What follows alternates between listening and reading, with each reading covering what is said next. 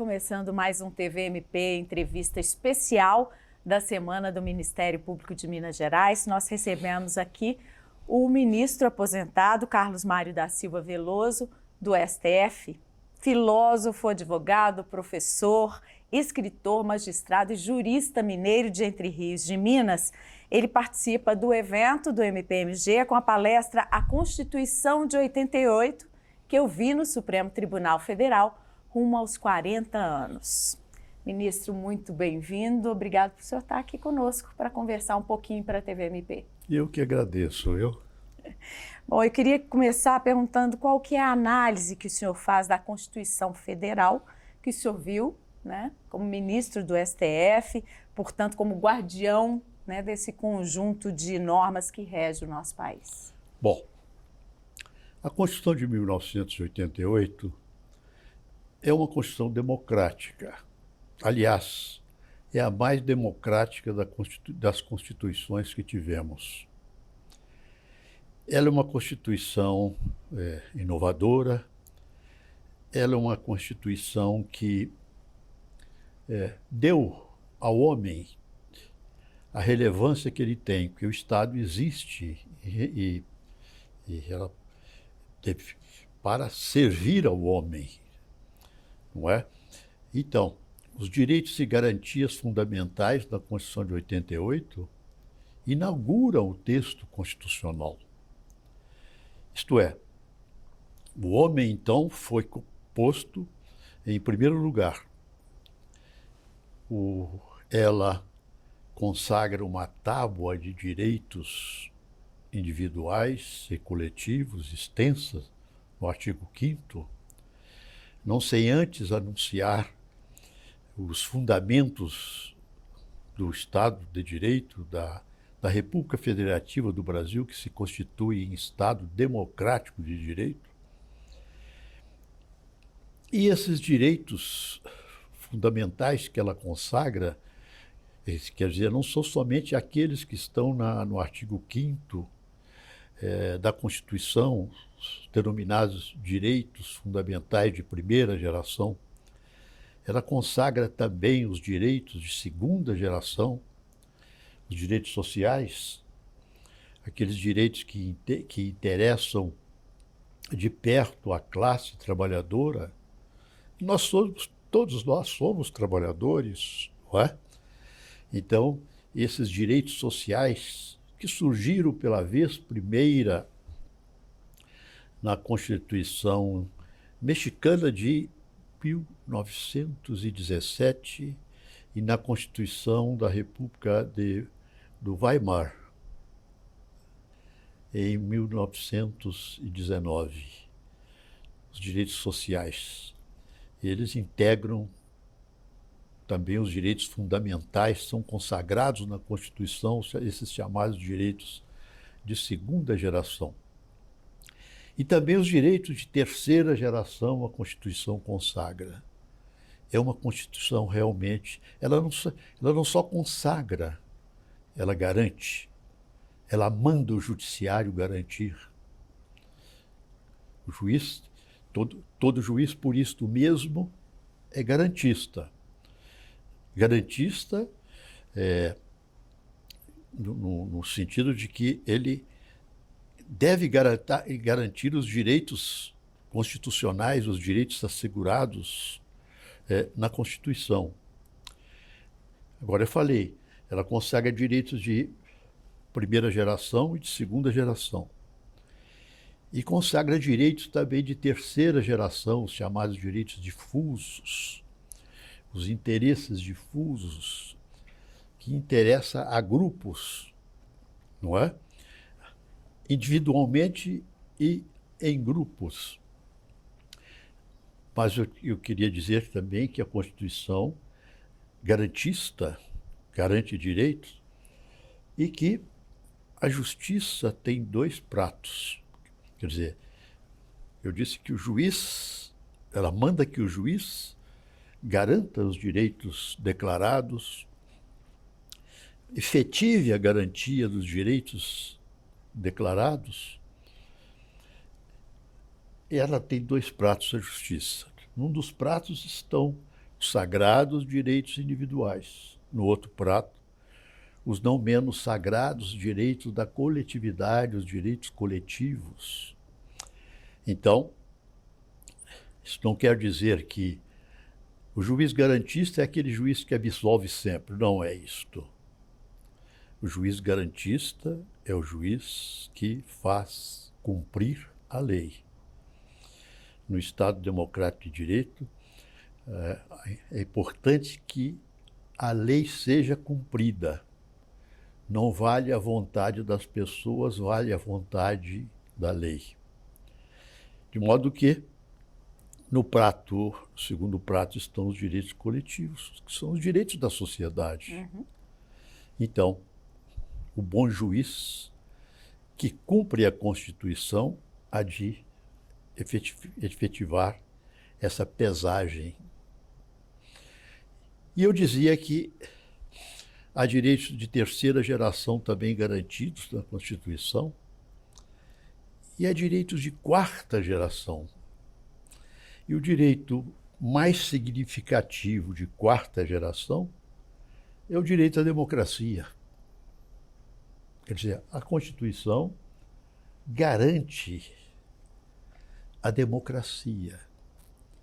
Por isto mesmo, ela tem como fundamento da República, ou melhor, ela deixa expresso que a República Federativa do Brasil se constitui em Estado democrático de direito.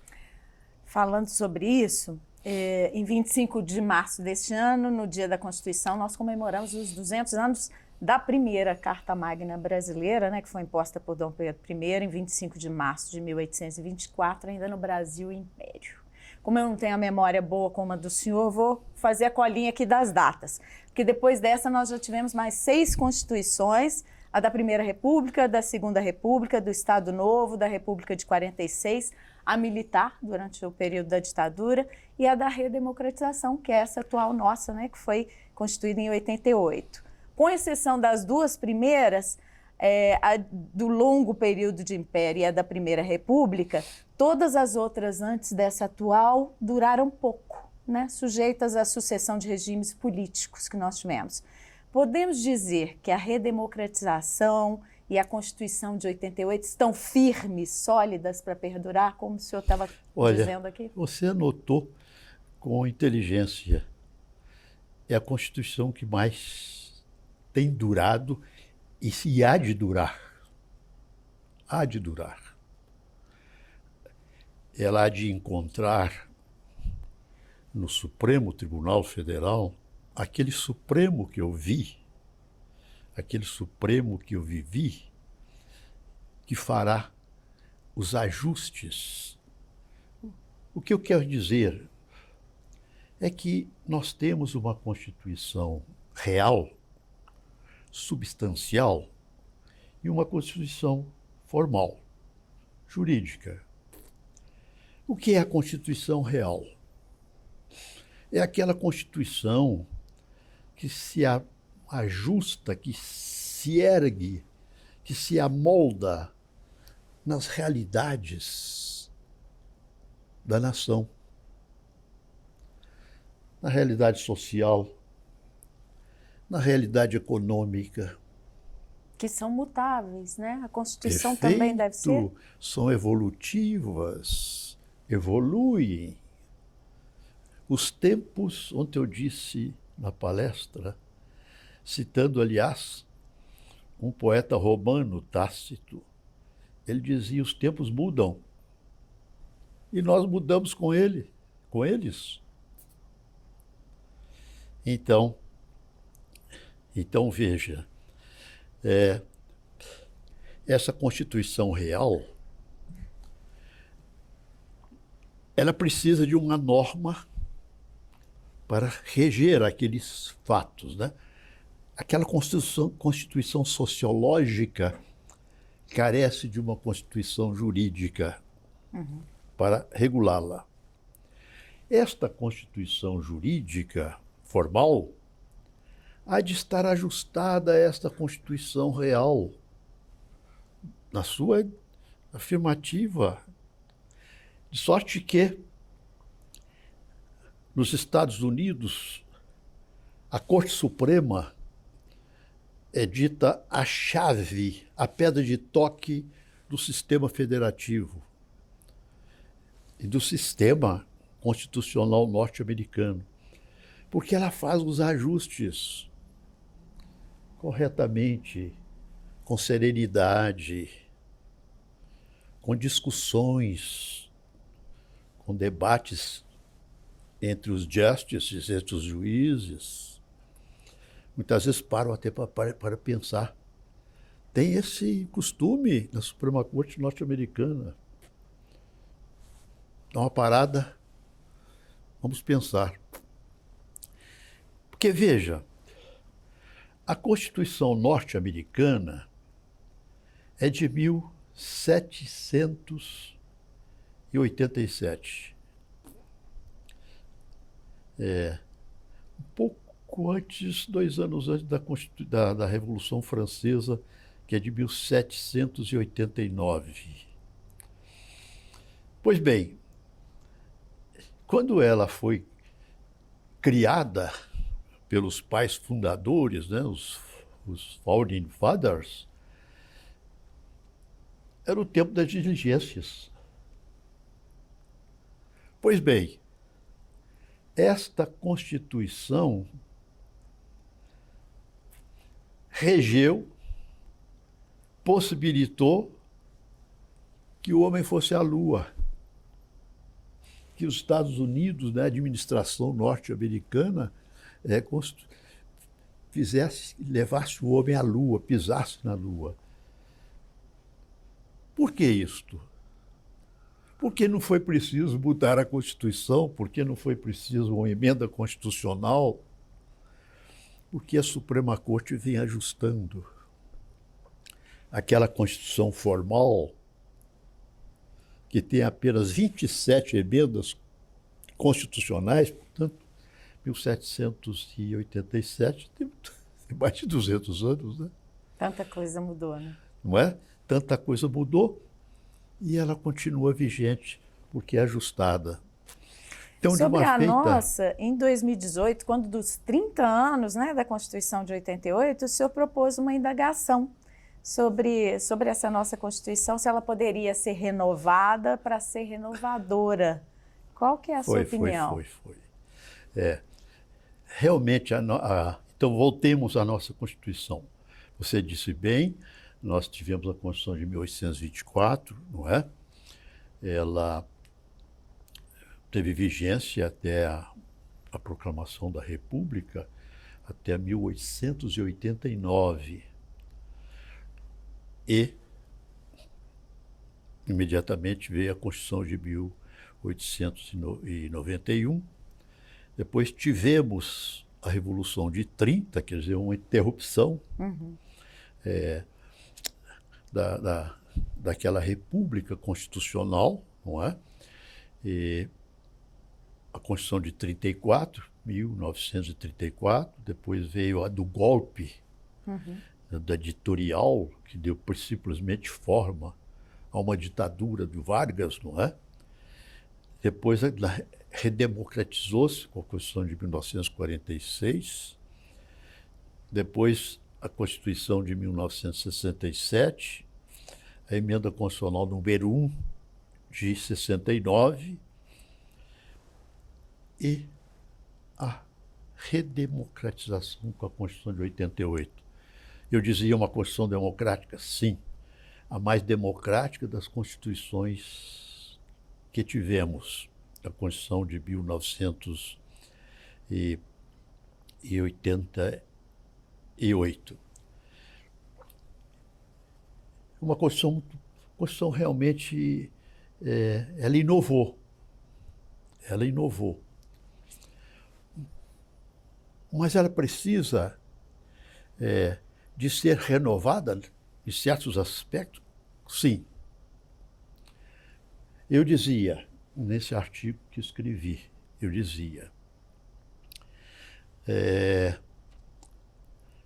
há muitas disposições, há muitos dispositivos na Constituição que não são próprios da Constituição. Eles são constitucionais simplesmente porque estão na Constituição. Eles são simplesmente formalmente constitucionais. Vou dar um exemplo. Está um dispositivo lá que diz assim: o Colégio Pedro II será mantido pela União. Outro, quem se identificou, quem tem identificação, não precisa identificar-se criminalmente. Coisa de portaria do chefe de polícia, não é? Uhum. Depois aquele colégio vai ser... Isso é próprio de uma disposição orçamentária, enfim. Então, há vários dispositivos que poderiam ser deixados para a lei ordinária ou até para a lei complementar. Uhum. Então, ela precisa ser renovada nesse sentido. Uhum. Nesse sentido. Bom, a nossa Constituição, o que é básico nela e o que é tão chamativo na nossa Constituição é que ela estabelece uma série de direitos sociais, né, que devem ser garantidos a todos os cidadãos, né? Os direitos à educação, à saúde, alimentação, trabalho, moradia, transporte, lazer, segurança, previdência social, proteção à maternidade e à infância e assistência aos desamparados. Atualmente, se discute na Câmara dos Deputados uma proposta de emenda à Constituição que insere o direito ao cuidado nessa lista dos direitos sociais previstos na Carta Magna. Qual que é a opinião do senhor sobre isso? O senhor acha que devemos acrescentar esse?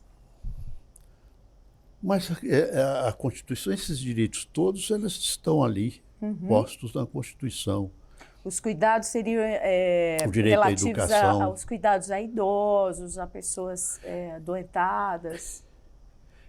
Ela tem um dispositivo, uma seção que cuida da assistência social, não é? E eu acho que ela precisa ser cumprida. Esses dispositivos precisam ser cumpridos. Com que ela já tem. Precisam ser cumpridos. O meio ambiente, ela inaugurou o direito fundamental ao meio ambiente equilibrado.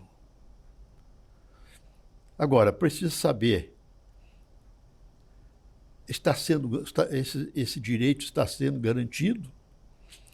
Olha o problema que temos. Nós estamos em plena crise climática. Uhum.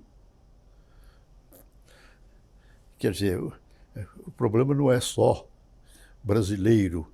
Não vamos reclamar só do Poder Executivo brasileiro e do Poder Legislativo brasileiro, não é? É que devem cuidar do assunto, não é? Então, porque o problema é global.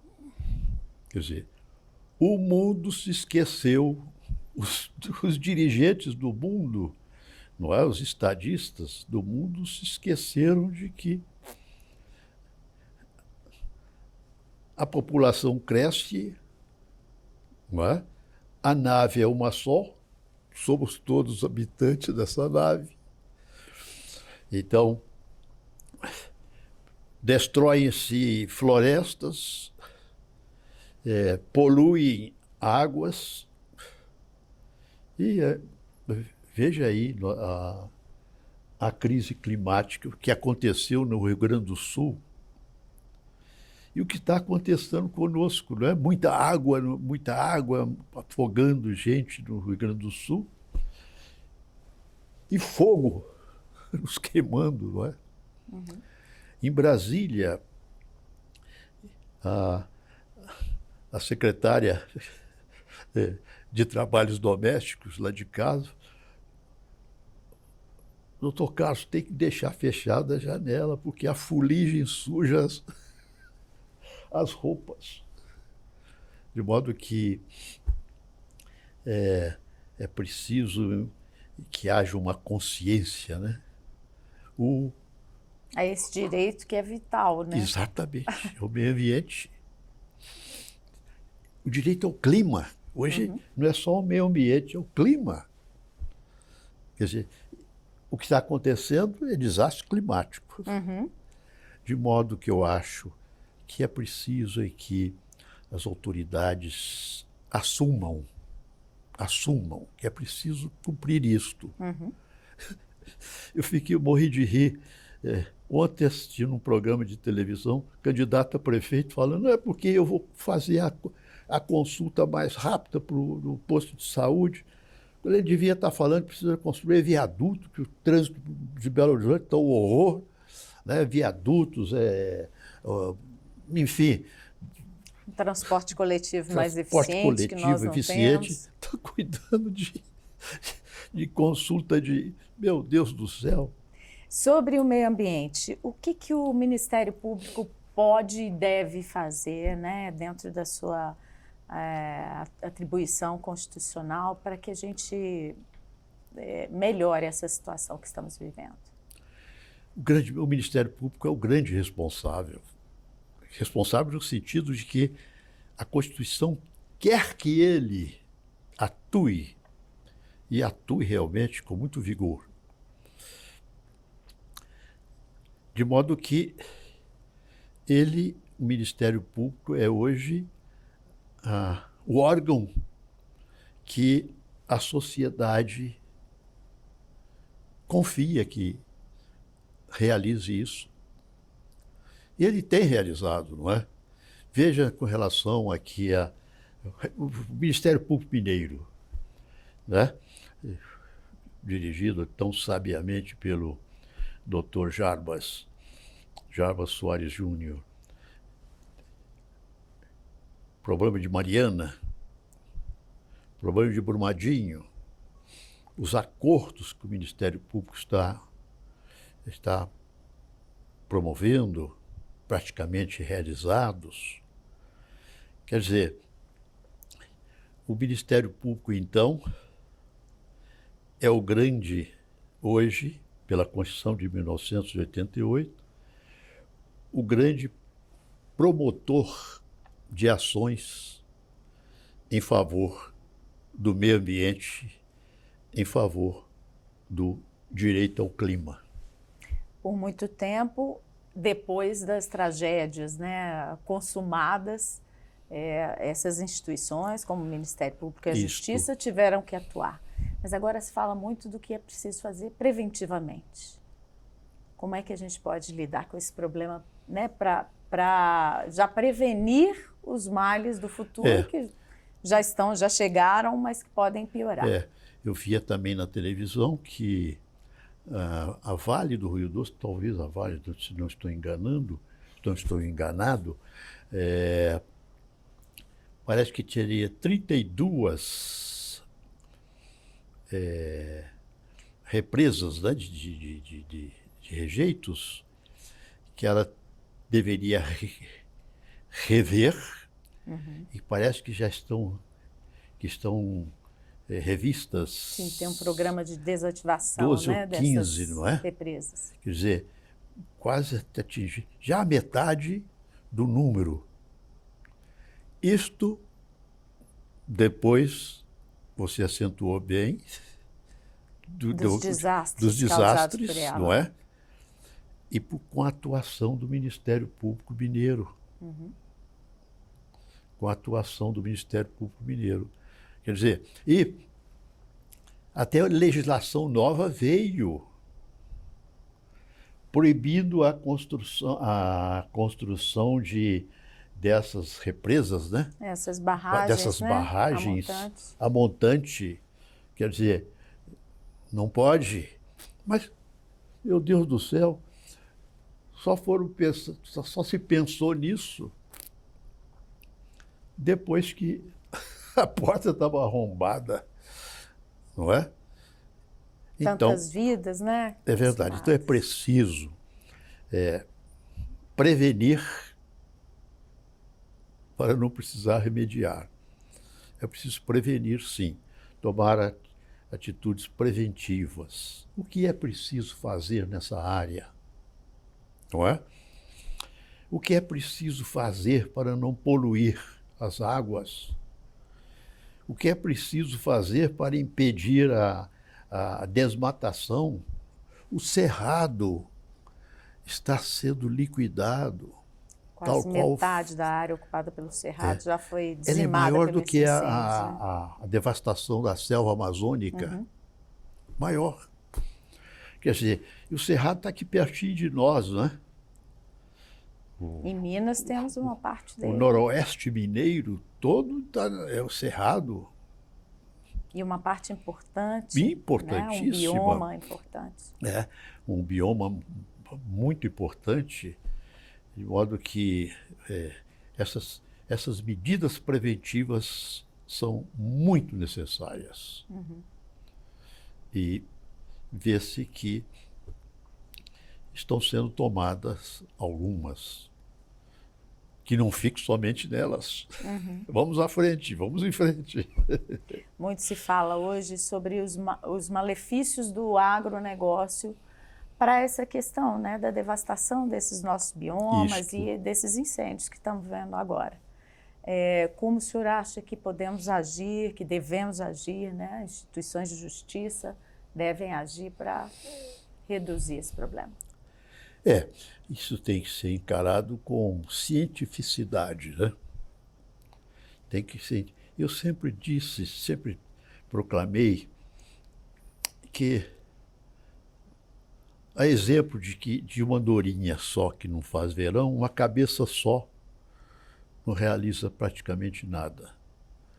É importante reunir cabeças pensantes, boas cabeças, e discutir esses temas.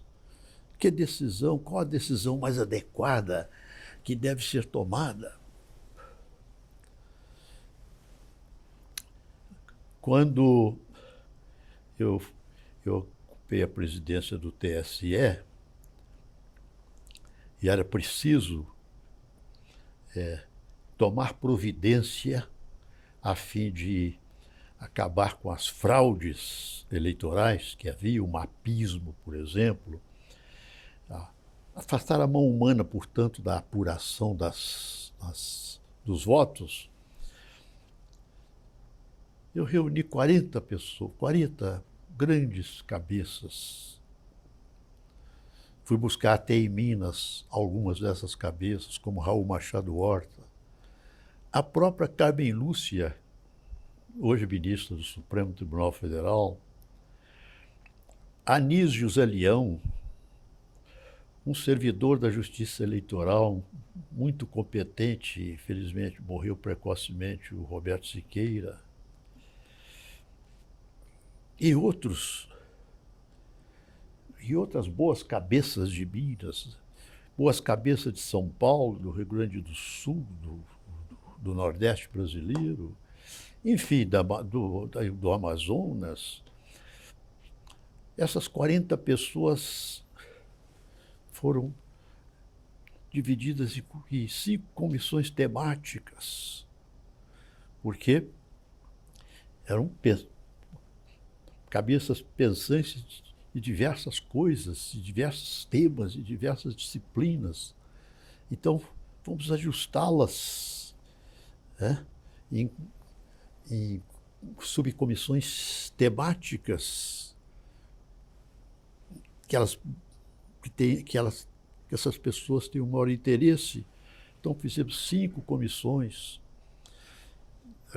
reforma do Código Civil, reforma partidária, reforma do sistema de voto, né, proporcional ou distrital,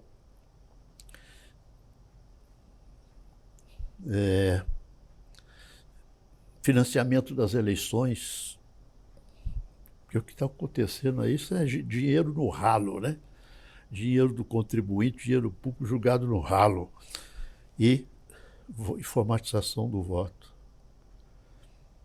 E conseguimos, né, muita coisa com cabeças pensantes. Então, é o que tem que fazer? Reúna. Não importa que o sujeito é do partido dos obuses, ou disso ou daquilo. Ontem eu ouvi nossa ministra Marina Silva falando exatamente sobre isso, né? O ambiente não permite uma divisão ideológica, né, ou partidária. É um direito, né, uma questão que precisa de todo mundo unido para ser resolvida, né? Porque é vital, senão a nossa vida vai embora. Ministro, quero te agradecer Parabéns muito. para a Marina, que eu gosto muito dela. Quando eu presidi o Supremo, ela me visitava muito. Ela sempre foi ambientalista ferrenha, né? Daquelas idealistas mesmo.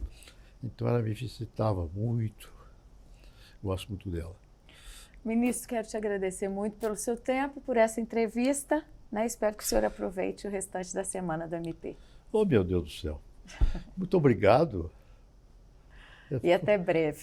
Foi um tempo tão bom aqui com vocês. Obrigada, ministro. Muito obrigado. E a você que esteve nos assistindo, confira as outras entrevistas da semana do MP no nosso canal do YouTube, mpmg.oficial. Até breve.